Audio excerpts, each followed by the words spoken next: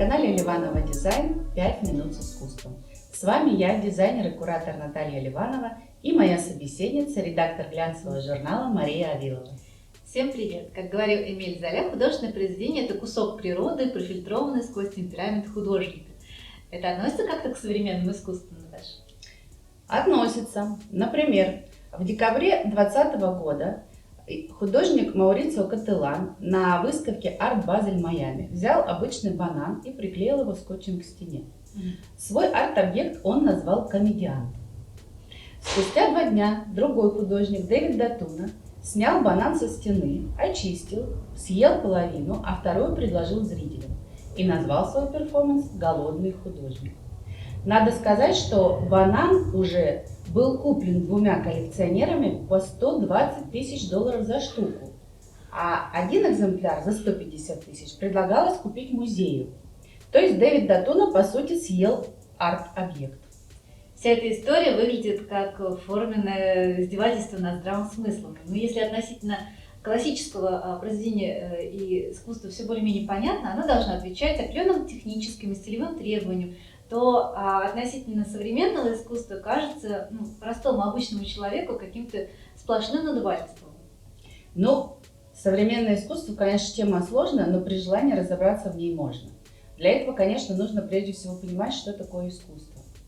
А искусство – это определенное образное осмысление действительности художником, которое он предлагает зрителю в тех или иных внешних формах. Конечно же, формы со временем меняются, но надо помнить, что искусство – это эмоциональное сообщение в эстетической форме.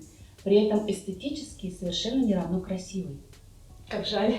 Да, эстетический – это именно эмоциональный, да? И чтобы понять этот эмоциональный посыл автора, нужно иметь идентичный опыт эмоциональный. Соответственно, чем сложнее сообщение, тем меньше людей может его воспринять. Что же нам делать с этим? Что же нам делать? Что же нам делать? Нам нужно образовываться.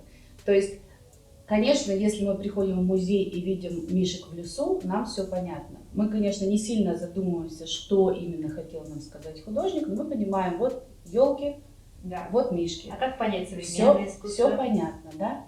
Значит, современное искусство принесло нам новые формы.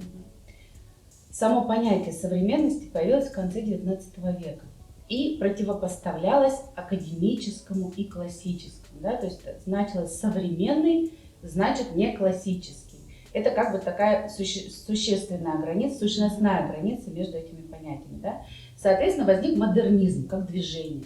И внутри этого модернизма появилось огромное количество измов, направлений в искусстве. Дадаизм, сюрреализм и так далее. Абстракционизм потом и далее, и далее, и далее. В 60-х годах возник концептуализм. И каждый из этих видов искусства имеет свои формы выражения и свои средства. Какие-то виды сейчас мы можем выделить в современном искусстве? Конечно. Во-первых, некоторые считают, что современное искусство – это то искусство, которое создается в данный момент, начиная с 90-х годов. То есть помимо того, что это то, что не классическое, да, есть вторая точка зрения по времени. То есть начиная с 90-х это современное. Некоторые причисляют к этому времени, начиная с 50-х. Но дело в том, что многие живущие ныне и работающие художники, они же работают и в традиционных техниках. Поэтому если мы говорим современное как то, что происходит сейчас, то оно может быть абсолютно разным и выражено в разных формах. Другое дело, что, допустим, пейзаж, нарисованный сейчас и нарисованный 100 лет назад, они все равно будут разными даже в классической технике. Ну, если художник действительно художник и ищет свой путь, а не просто повторяет своих предшественников. Помимо прочего, современное искусство, сейчас мы можем говорить, да, что искусство существует в 3 основных типах. Наверное, в 4, если мы сюда причисляем цифровое искусство. Какие? Это фигуративное, это абстрактное и это концептуальное искусство. Фигуративное искусство – это когда автор нам предлагает определенный ясно читаемый образ. Да, как правило, это пейзажи, натюрморты, портреты.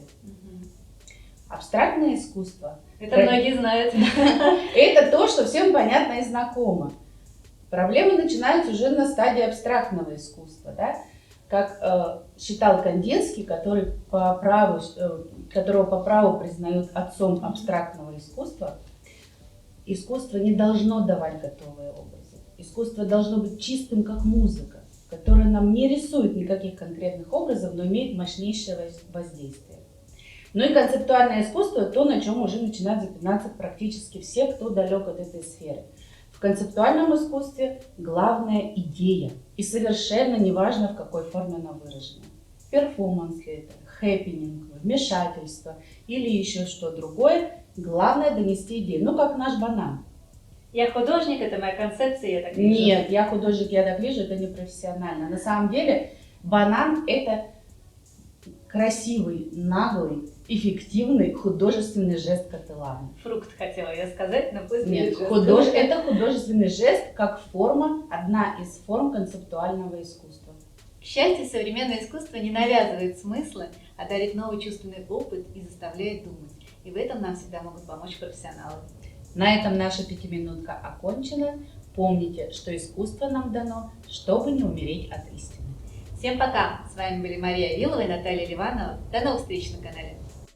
А чтобы воспринять так, как автор, нужно иметь идентичный опыт. Например.